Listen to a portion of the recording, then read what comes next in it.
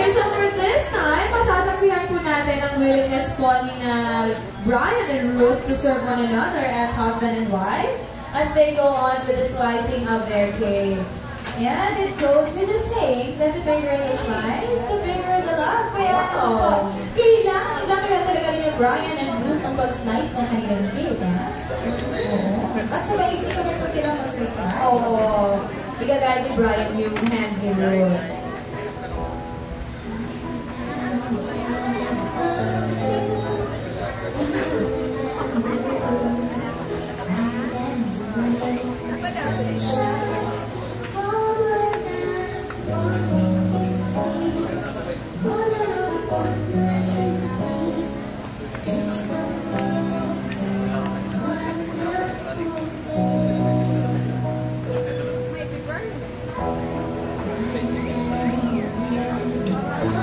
Okay, so for this time, magsusubukan naman ngayon sila Brian and Ruth.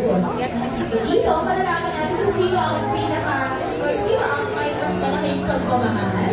Dahil yan po, makikita natin sa pagsubo. Kung sino po ang may malaking susubo, siya po ang may mas malaking pagmamahal.